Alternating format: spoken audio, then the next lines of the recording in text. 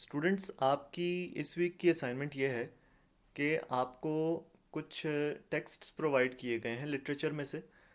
जिनमें कुछ architectural spaces describe की गई हैं। आपके जहन में उन टेक्स्ट्स को पढ़ के जो इमेज बनता है उसको आपने कलर्ड पेंसिल में ड्रॉ करना है। इस ड्राइंग में टेक्स्ट के अकॉर्डिंगली आप जो इमेज बनाएंगे उसका बहुत ज़्यादा एक्यूरेट होना भी उतना ज़रूरी नहीं है, और आर्किटेक्चर को बिल्कुल परफेक्टली करेक्ट पर्सपेक्टिव से बनाना भी उतना ज़रूरी नहीं है। जितना ये ज़रूरी है कि जब आप टेक्स्ट को पढ़ेंगे तो उससे आपके जहन में जिस तरह की एटमॉस्फेयर आती है, जिस तरह की फील आती है, आपके इमेज में आपके कलर्स के थ्रू, आपकी कंपोजिशन के थ्रू, आपके टाइप ऑफ मार्क मेकिंग के थ्रू वो फील कन्वे हो। इसके साथ साथ चूंकि आप इमेजिनेशन यूज़ कर रहे होंगे और एक आर्किटेक्चरल स्पेस बना रहे होंगे, तो उसमें इमेजिनरी ड्राइंग की जो बेसिक्स हैं वो भी इन्वॉल्व होती हैं, पर्सपेक्टिव की बेसिक्स भी इन्वॉल्व होती हैं। तो पर्सपेक्टिव और इमेजिनरी ड्राइंग का एक बेसिक सा ओवरव्यू मैं आपको दूंगा। इमेजिनरी ड्राइंग के बारे में जैसे पहले भी बात होती रही है कि आप अपने जहन में एक स्पेस इमेजिन करते हैं जिसके अंदर एक स्पेसिफिक लाइट सोर्स होता है। आप जिस ऑब्जेक्ट को इमेजिन कर रहे होते हैं उसको आप एक थ्री डायमेंशनल फॉर्म के तौर पे इमेजिन करते हैं, जिसका एक अपना वॉल्यूम होगा, एक सोर्स ऑफ लाइट होगा और एक पूरा पर्सपेक्टिव होगा, जिसके थ्रू वो आपको नज़र आ रही होगी वो चीज़, और आपका एक आई लेवल भी होता है। ये सारी कंसिड्रेशंस आपको जहन में रखनी होती हैं। वैसे तो पर्सपेक्टिव की स्टडी एक बहुत कॉम्प्लेक्स सब्जेक्ट है, और आप सही टेक्निक यूज़ करके किसी भी ऑब्जेक्ट को किसी भी एंगल पे बनाते हुए करेक्ट पर्सपेक्टिव अप्लाई कर सकते हैं। लेकिन आर्किटेक्चर पे पर्सपेक्टिव अप्लाई करते हुए थोड़ी आसानी ये होती है कि आर्किटेक्चर के कुछ ख़ास कैरेक्टरिस्टिक्स होते हैं जो कि पर्सपेक्टिव अप्लाई करने के लिए हेल्पफुल होते हैं। आर्किटेक्चर में फ्लोर हमेशा ज़मीन के साथ पैरेलल होता है, दीवारें ऑलमोस्ट हमेशा ज़मीन के साथ परपेंडिकुलर होती हैं, और कोई ऑब्जेक्ट अगर ऐसा हो कि जिसकी हॉरिजॉन्टल सरफेस ज़मीन के साथ पैरेलल हो और वर्टिकल सरफेस बिल्कुल परफेक्टली वर्टिकल हो, तो उस पर पर्सपेक्टिव अप्लाई करना किसी इर्रेगुलर फॉर्म के मुकाबले में काफ़ी आसान होता है। तो हम पर्सपेक्टिव, और ख़ास तौर पे ऐसे ऑब्जेक्ट्स का पर्सपेक्टिव कि जिनकी एक सरफेस ज़मीन के साथ पैरेलल हो और दूसरी सरफेस ज़मीन के साथ परपेंडिकुलर हो, उसके बारे में हम कुछ बेसिक सी चीज़ें देखेंगे। पर्सपेक्टिव सिर्फ ये नहीं होता कि अगर आप किसी ऑब्जेक्ट को करीब से देख रहे हैं तो वो आपको बड़ा नज़र आएगा, और जितना वो ऑब्जेक्ट आपसे दूर होगा वो आपको छोटा नज़र आएगा। इसके अलावा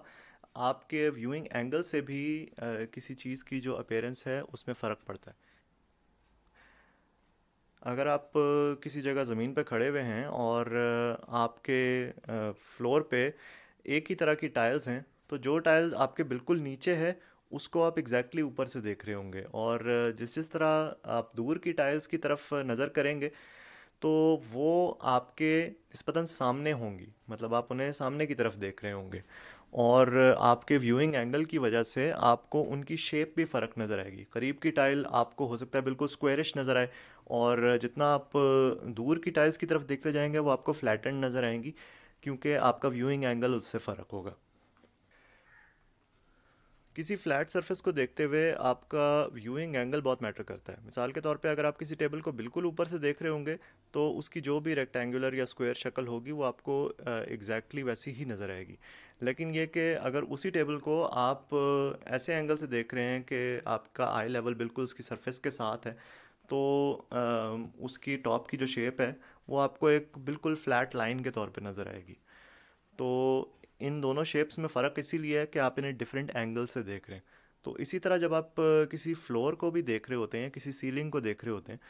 तो उससे आपका जो एंगल बन रहा होता है उसकी वजह से आपको उसकी शेप फ़र्क नज़र आ सकती है।